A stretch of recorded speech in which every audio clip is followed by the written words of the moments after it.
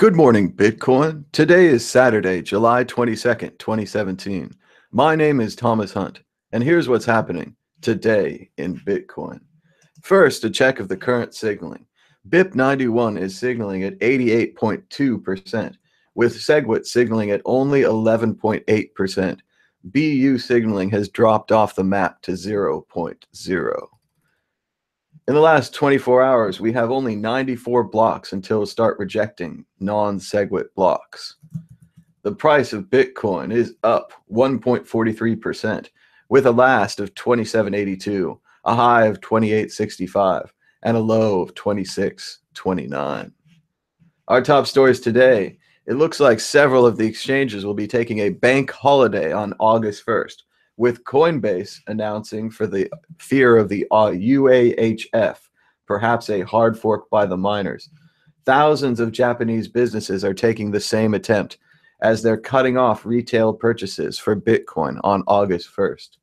Then we have the strange case of Shapeshift, which I first just assumed was cutting off reports on August 1st, but now I've been informed is cutting off Bitcoin a full 2 weeks before August 1st, with fears that perhaps orphaned blocks will be affected by the fact that the UASF is not yet enforced on the current timeline. For more on this and a check of the markets, we're joined by Tone Vase. How's it going, Tone?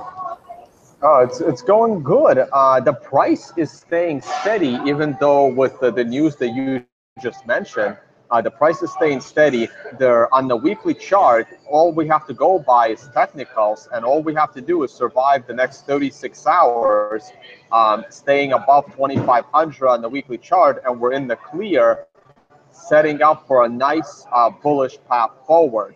The more interesting situation is on the daily chart, where this morning we pretty much approached a double top once again, and we're in a very good area. We're back to 2,800. The numbers are positive. We're above all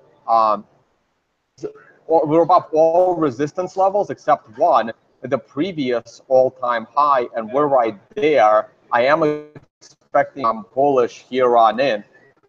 You're right. The interesting part today was the Shapeshift, and I specifically tweeted it. I had a few exchanges with some miners and I guess, dialogue with some miners and with some exchanges, and they're not worried for August 1st. They're more worried, just like Shapeshift, over the next 2-week period, because after August 1st, all of the users running Core 148 nodes will enforce SegWit.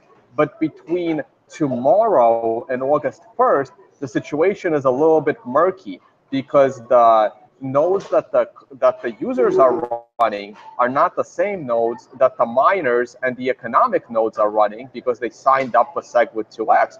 So in a way, you can say that SegWit being locked in this early before August 1st may cause a little bit of a hiccup, and there is an expectation of way more blocks being orphaned off. And some of these blocks being orphaned off could be a chain of 2 to 3 blocks. 2 weeks until August 1st, you really want to wait until 5 or 6 confirmations before assuming that the Bitcoin is actually yours. Shapeshift seems to be a little bit scared of that, because their service relies on doing things a little bit faster. And I broke it all down to the fact that this is what happens when you don't use the safe code by the core developers and you go with experimental BIP91 code. And lots of people are now asking core developers and Blockstream to immediately release a safe core client enforcing BIP91, and they're not obligated to help us do that. Okay, so therefore it is what it is, to just get through it and hope that the miners stay true to their word. And as long as not too much is being orphaned off, going into August 1st, we should be at or above all-time highs. So I'll leave it on that, and back to you, Thomas.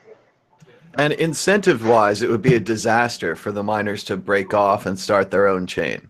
It is a possibility. It's certainly, doable, but it would be a disaster. we're more worried about it happening by accident. Like at this point, I'm not worried that the miners are trying to do something malicious. At this point, it's more like too many nodes not in sync with each other. Some people SegWit 2x clients running just BIP91 without SegWit 2x, and the users are running BIP148 core clients. So it's more of a accidental orphaning of a chain of like 4 or 5 blocks that everyone is worried about, and not a malicious kind of thing, though a malicious attempt can still be possible. All right, sounds good. Good clarification. Also good to hear from the diner. We've got some great noises going on behind us. So thanks again to all the users for watching. We have about 150 live viewers. If everyone could give us a thumbs up and a share, that will help more people find the show. We've also got the Patreon campaign. We've got a link down below. And as always, we're accepting Bitcoin donations. If you'd like to pause the show here and maybe send a little Bitcoin to this address, that'd be great. But otherwise, we're out of time, and we'll be back tomorrow. We're out of time. Bye-bye.